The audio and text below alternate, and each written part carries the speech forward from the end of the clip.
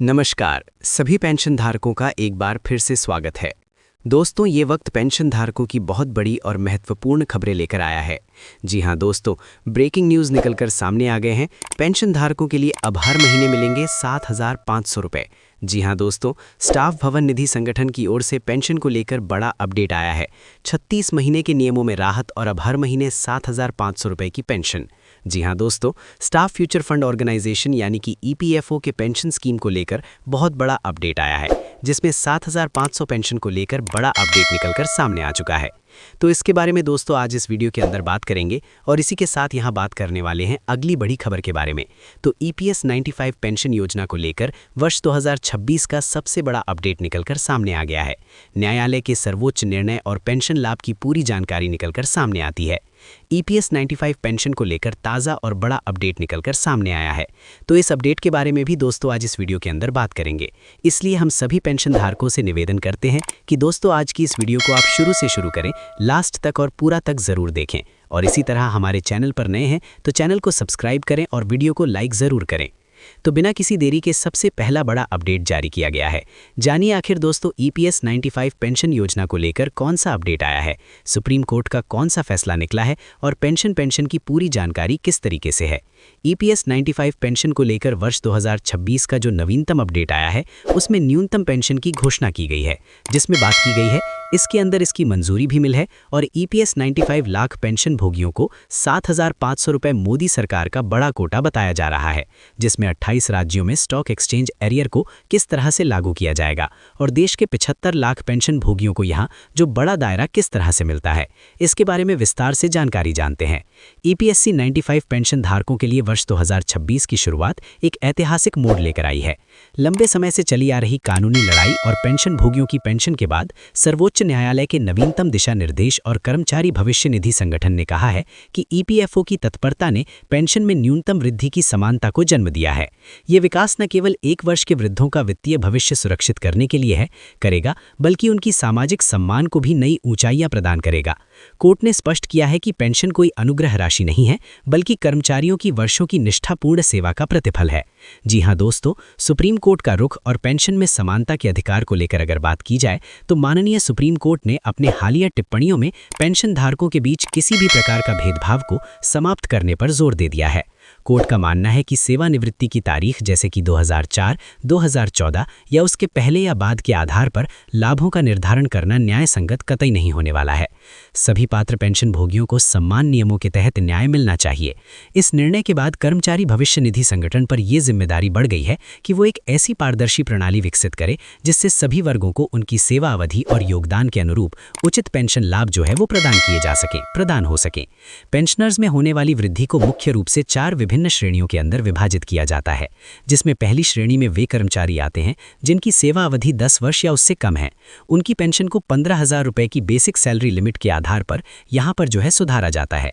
दूसरी श्रेणी में 15 से 25 वर्ष की सेवा वाले कर्मचारी पेंशन भोगी आते हैं, जिनको कि 5,000 रुपये से 5,000 रुपये के बीच के लाभ मिलने की संभावना जताई जा रही है। इस बीच तीसरी श्रेणी के 30 वर्ष से अधिक सेवा दाने वाले अनुभवी कर्मचारी शामिल हैं, जिनके लिए 7,500 रुपये प्लस महंगाई भत्ता यानी कि डीए की मांग प्रमुखता से उठाई गई है। और चौथी श्रेणी उन लोगों की है जिन्होंने उच्च वेतन सीमा पर योगदान दिया है। उनकी पेंशन राशि 10,000 रुपये से 15,000 रुपये के बीच में पहुंच भी सकती है। ये दोस्तों बड़ी खबर है। इस बीच बात करें तो पेंशन भोगियों के लिए भविष्य की रूपरेखा और आवश्यक सावधानियों को लेकर अगर बात की जाए तो नई पेंशन व्यवस्था का लाभ सुचारू रूप से प्राप्त करने के लिए पेंशन धारकों को कुछ महत्वपूर्ण कदम उठाने की सलाह दी जाती है। सबसे पहले अपने सेवा अवधि का प्रमाण पत्र, पेंशन की स्लिप और योगदान से संबंधित सभी दस्तावेजों को सुव्यवस्थित करके रख लेना है। उसके बाद कर्मचारी भविष्य निधि संगठन द्वारा रिकॉर्ड के भौतिक सत्यापन की प्रक्रिया शुरू होने पर ये दस्तावेज अत्यंत सहायक सिद्ध होंगे। न्यूनतम पेंशन को 2,000 रुपये के ऊपर के आधार स्तर ले जाने की चर्चाओं ने उन लोगों की उम्मीद काफ़ी बढ़ा दी है जो वर्तमान में बहुत कम पेंशन प्राप्त कर रहे हैं। जागरूक रहकर और आधिकारिक सूचनाओं पर भरोसा करके ही पेंशनभोगी अपने अधिकारों का पूर्ण लाभ जो है यहाँ से उठा सकते हैं। ये बहुत बड़ी खबर हाल फिलहाल में आप सभी के लिए निकलकर सामने आ चुकी है। इसी के साथ दोस्तों यहाँ पर अगली बड़ी खबर को लेकर अगर बात करें तो कर्मचारी भविष्य निधि संगठन की पेंशन योजना को लेकर ब्रेकिंग न्यूज निकलकर सामने आ चुकी है। पेंशन धारक अब हर महीने पेंशन धारकों को मिलेंगे 7,500 रुपए। 36 मंथ नियम में यहाँ पर राहत हो चुकी है और अब हर महीने यहाँ पर 7,500 रुपए की पेंशन को लेकर बड़ी खबर आई है। तो कर्मचारी भविष्य से निधि संगठन यानी कि ईपीएफओ जो है उनकी पेंशन स्कीम को लेकर बड़ी खबर निकलकर आ चुकी है, बड़ा अपडेट निकलकर आया है। तो चलिए इसके बारे में विस्तार से जानकारी की बात करते हैं। कर्मचारी भविष्य निधि संगठन यानी कि ईपीएफओ से जुड़े करोड़ों कर्मचारियों और पेंशन धारकों के लिए ये साल कई बड़े बदलाव लेकर आया है। बढ़ती महंगाई, लंबी प्रक्रिया और पेंशन से जुड़ी शिकायतों को देखते हुए सरकार और कर्मचारी भविष्य से निधि संगठन ने पेंशन व्यवस्था में अहम सुधार किए हैं। इन नए नियमों का मकसद पेंशन प्रक्रिया को सरल बनाना, देरी को खत्म करना और ये सुनिश्चित करने का है कि हर पेंशन धारक को समय पर उनका हक मिले। लंबे समय से जिन लोगों को दस्तावेज, तकनीकी दिक्कत या फिर नियमों की सख्ती के कारण परेशानी हो रही थी, उन्हें अब जो है बड़ी राहत देखने को मिलने वाली है। पहले कर्मचारी भवन से निधि संगठन में पेंशन या रिकॉर्ड सुधारने से जुड़े मामलों में 36 महीने की सख्त समय सीमा लागू थी। अगर इस अवधि में कोई गलती ठीक ना हो पाती तो क्लेम खारिज हो जाता था। इससे खासकर बुजुर्ग पेंशन धारक सबसे ज्यादा प्रभावित होते थे। नए नियम के तहत इस सख्त समय सीमा को काफी हद तक खत्म कर दिया गया है। अब देरी में किए गए क्लेम भी स्वीकार किए जाएंगे और रिकॉर्ड सुधार में समय पर बाधा यहाँ पर जो है नहीं बनने वाले हैं। इसी के साथ न्यूनतम पेंशन बढ़ाकर 7,500 रुपए करने के फैसले को लेकर भी अगर बात की जाए तो कर्मचारी भविष्य से निधि संगठन से जुड़ा सबसे बड़ा बदलाव न्यूनतम पेंशन राशि में किया गया है। अब ईपीएस 95 योजना के तहत न्यूनतम पेंशन बढ़ाकर 7,500 रुपए प्रति माह कर दी गई है। ये राशि जो है सिर्फ 1,000 रुपए पहले थी, जो महंगाई के दौर में बेहद ही कम थी। इस फैसले से कम वेतन पर काम करने वाले कर्मचारियों और बुजुर्ग पेंशन धारकों को आर्थिक सुरक्षा मिलेगी और उनकी रोजमर्रा की जरूरतें पूरी करना अब इससे और भी ज्यादा आसान हो जाएंगे। वहीं दोस्तों पहले पेंशन क्लेम निपटाने में कई महीने लग जाते थे, अब पूरी प्रक्रिया को डिजिटल कर दिया गया है। नई व्यवस्था के तहत पेंशन क्लेम में 15 दिनों के भीतर निपटाने का लक्ष्य रखा गया है। ऑनलाइन वेरिफिकेशन और डिजिटल ट्रांसफर से पेंशन धारकों के दफ्तरों के चक्कर नहीं लगेंगे। इसी बीच अगली खबर, नौकरी छूटने की स्थिति में कर्मचारियों को अब तत्काल राहत मिलेगी।